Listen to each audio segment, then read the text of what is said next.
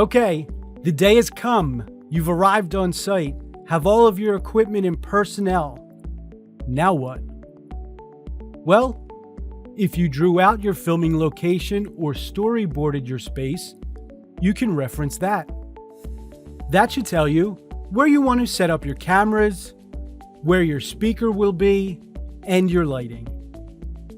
For this video, we broke out everything.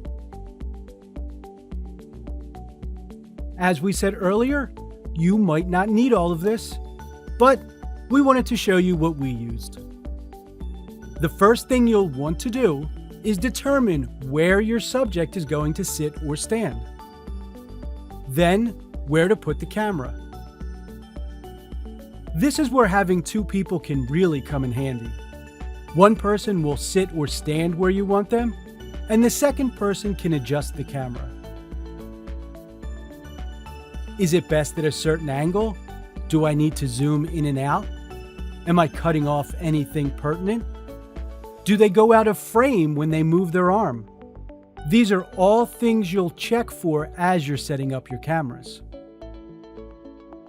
You'll also want to check the lighting at this point. If you think you have enough light, add some more if you can. You can always brighten the video in post-production, but there are limitations to that, and it can be time-consuming. So just make sure you have enough light to start off with.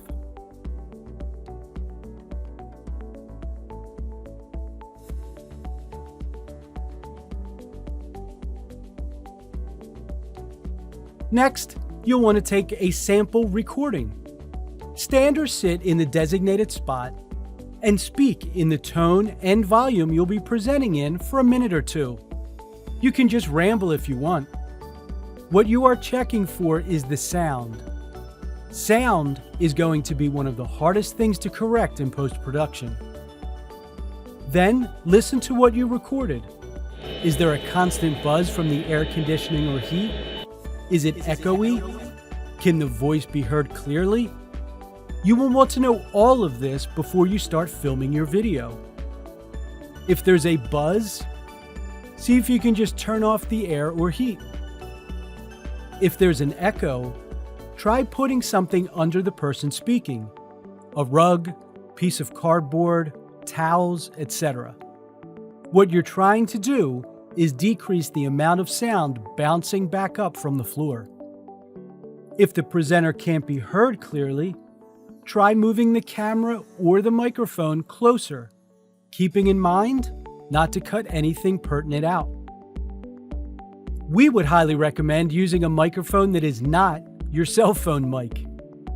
Your cell phone mic will pick up every noise, floor creak, fly buzzing around, etc.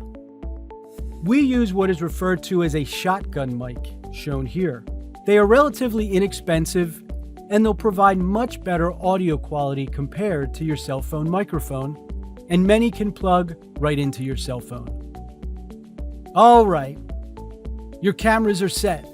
Your audio sounds good. Everything that should be in frame is in frame. Now you're ready to record. Once you press record, we would recommend giving a visual and audio cue. For example, clap your hands a few times. You are just marking the beginning of your recording. While you are recording, if you happen to flub, misspeak, brain goes blank, no problem. Just keep the recording going, and when you're ready to start speaking again, just mark it by clapping your hands. Again, this will help you in the editing process, and you can use the flubs in a blooper reel at the end of your video if you want. Bloopers really do show the human side of the trainer and can give the audience a good laugh. You want your 17th peanut butter and jelly sandwich before we leave? I'll take that. Take your time. Many people will talk too fast or rush through the recording. Just take a deep breath, relax, and enjoy it. Important tip: make sure you're teaching the correct procedure. For example, if 14 slices of pepperoni go on the pizza, make sure you're putting 14 slices on the pizza. People will copy what they see, so make sure you are showing each step properly. Quick tip: shoot some B-roll footage.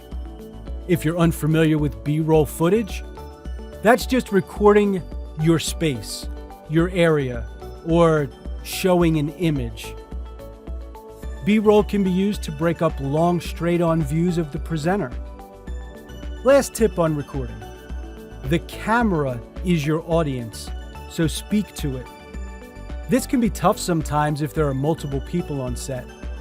Sometimes we try to get validation from others that what we're saying is making sense, so we might look or talk to someone off camera. Stay focused on the camera.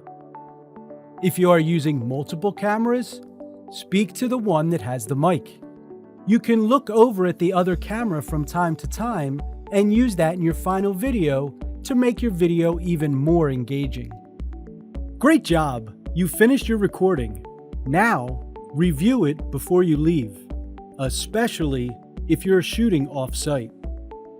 If you're happy with what you see and hear, congratulations, you're ready to go. If not, this is your chance to reshoot anything you're not happy with. This process will save you a lot of time and aggravation of having to try and reshoot after the fact. Now, you can edit out the parts you don't want and keep the ones that you do. And voila! You have created an instructional video. Bye for now.